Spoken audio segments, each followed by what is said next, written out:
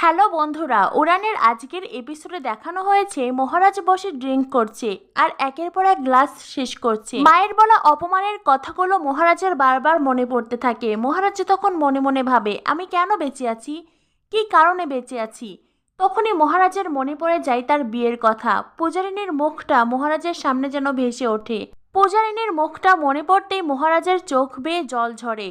তখনই মহারাজের বাবা মহারাজকে ফোন করে। মহারাজ তখন মনে মনে ভাবে, তুমি কেন আমাকে এইভাবে ফাঁসিয়ে দিলে বাবা, কেন? আমি তোমার সঙ্গে কথা বলবো না, এই বলে ফোন কেটে দেয়।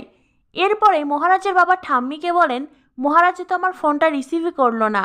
ঠাম্মি বলেন, দাঁড়া, এবার আমি ট্রাই করি, আমি কল করলে নিশ্চয়ই ও কলটা রিসিভ করবে। এরপরে ঠাম্মি মহারাজকে ফোন করলেই মহারাজ ফোন ওঠায়। কল রিসিভ করেই মহারাজ বলে, মহারাজ মরে গেছে, মরে গেছে মহারাজ, এই বলে আবারও কল কেটে দেয়। ঠাম্মি তখন মহারাজের বাবাকে বলেন, ও মনে হয় আসবে না রে। মহারাজের বাবা বলেন, ও আসবে, আমার বিশ্বাস মহারাজ আসবেই।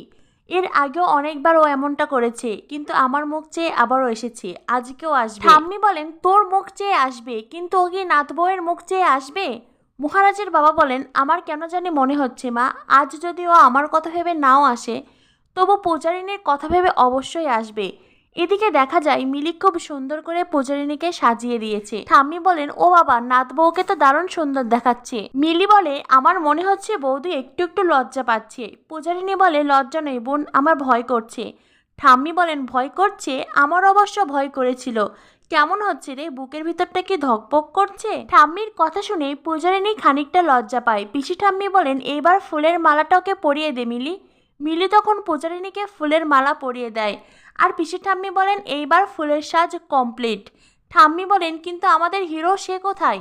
আগামী পর্বে দেখানো হবে মহারাজ মনে মনে ভাবতে থাকে, আমি আর কিছুতেই এই সমস্ত কিছু সহ্য করব না, আজকে আমি সব কিছু শেষ করে দেব। এরপরেই দেখা যায় মহারাজ ঘরের দরজা খোলে আর ফুলসজ্জার খাটে পূজারিনী বসে আছে। মহারাজের রাগী লুক দেখে পূজারিনী ভীষণ ভয় পেয়ে যায়। এরপরেই দেখা যায় মহারাজ ফুলসজ্জার খাটে উঠে পূজারিনীর গলা চেপে ধরে।